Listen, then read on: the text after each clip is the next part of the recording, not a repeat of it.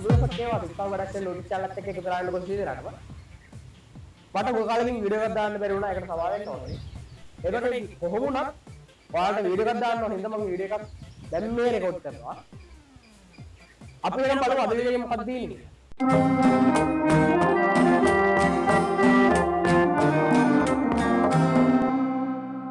හරි එහෙනම් අපි බලමු දැන් මොකක්ද අද මම කතා කරන්න යන මාතෘකාව කියලා අද මම කතා කරන්න හිතුවේ මම හදපු ගේම් එකක් ගැන. ඔයාලට මතකද මම කලින් කරපු වීඩියෝ එකක් තිබ්බා මම හදපු ගේම් එකක් කියලා. හැබැයි මේක පොඩ්ඩක් විශේෂයි. මේක මම හදලා තියෙන්නේ Unity කියන ගේම් එන්ජින් එක යූස් කරලා. C# කියන ප්‍රෝග්‍රෑමින් ලැන්ග්වේජ් එක භාවිත කරලා. ඔයාලට මතක ඇති මම කලින් හදපු වීඩියෝස් වල තිබ්බේ Python series එක. ඒ ගේම්ස් හදලා තිබ්බේ Python වලින්. හැබැයි මේ ගේම් එක C# කියන ප්‍රෝග්‍රෑමින් ලැන්ග්වේජ් එක යූස් කරලා තමයි හදලා තියෙන්නේ. ඒකයි මේකේ වෙනස. ඒ වගේම ඔන්න අපි අද කතා කරන්න යන්නේ මේ ගේම් එක හැදුවේ කොහොමද? ඒ වගේම මේක ගැන පොඩි විස්තර කිහිපයක්.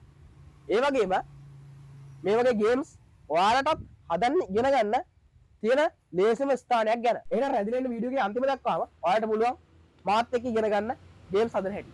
එහෙනම් අපි දැන් බලමු පොඩි විස්තර කිහිපයක් මේ ගේම් එක හදපෙක් ගැන සහ මේ ගේම් එකේ හදන හැටි ඉගෙන ගන්න තියෙන තැනක් ගැන. හරි. මේ ගේම් එක මම මුලින්ම කිව්වා C# කියන ප්‍රෝග්‍රෑමින් ලැන්ග්වේජ් එක යූස් කරලා තමයි හදලා තියෙන්නේ කියලා. C# කියන්නේ ලෝක ප්‍රකට ලැන්ග්වේජ් එක. C# කියන ලැන්ග්වේජ් එක වැඩි හරියක් යූස් කරන්නේ Unity engine එකේ ගේම් හදන වගේ වැඩවලට තමයි. Unity engine එක කියන්නේ සහ ගේම් engine එකක් කියන්නේ මොකක්ද කියලා අපි දැන් බලමු. ගේම් engine එකක් කියන්නේ ගේම් එකක් හදන්න අපිට උපකාර වෙන යම්කිසි software එකක් කිව්වොත් නිවැරදි.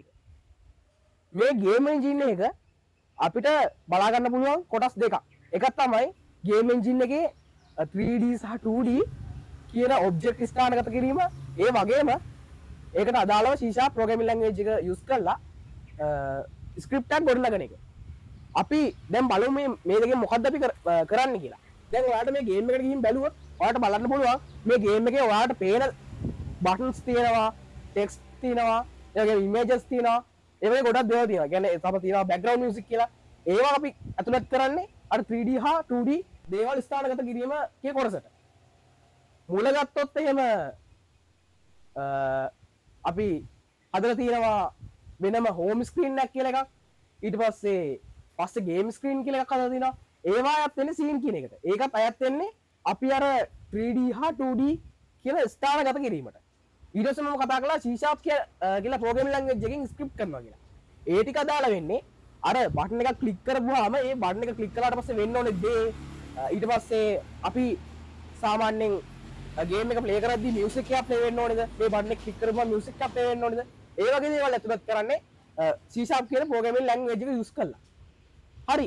එහෙනම් අද දවසේ අපි බලමු මේ ගේම් එකේ පොඩි වීඩියෝ ක්ලිප් ටිකක්. ඊට පස්සේ මම ඔයාලගෙන් සමු ගන්නවා. එහෙනම් සුබ දවසක්. මේ සිත්කලු ප්‍රොඩක්ෂන් නෙමේ සිත්කලු ගේම්ස්.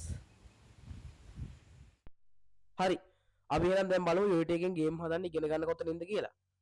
ඒකට මුලින්ම යන්න ඕනේ ඔයා කැමති වෙබ් බ්‍රවුසර් එකට. මම යනවා Edge කියන වෙබ් බ්‍රවුසර් එකට. ගිහිල්ලා මෙතන සර්ච් කරනවා Unity කියලා. සර්ච් කරලා එන්ටර් දෙනවා. දැන් මේ වගේ තැනකට එනවා.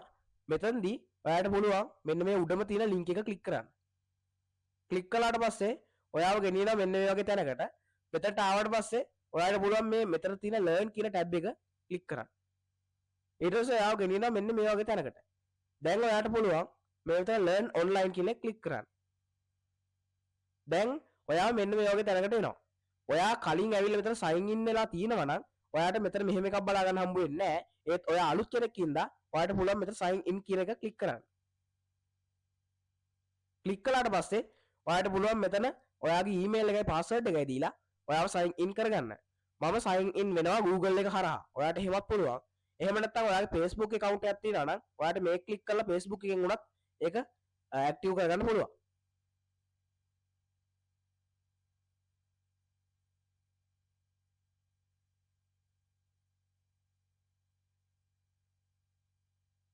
හරි. මම account එක මේකට දීලා තියෙන්නේ. දැන් එතකොට මේකෙන් රීෆ්‍රෙෂින් වීමක් වෙනවා. වීලා ඉවර වුණාට පස්සේ ඔයාට මෙන්න මේ වගේ ටැබ් එකකට අලුතෙන් යනවා බලා ගන්න පුළුවන්. මෙතනදී ඔයාට පුළුවන් ඔයා කරන කෝස් එක සිලෙක්ට් කරන්න. උදාහරණයක් විදිහට මම මෙන්න මෙතන complete mission 1 in the editor කියන කෝස් එක සිලෙක්ට් කරනවා.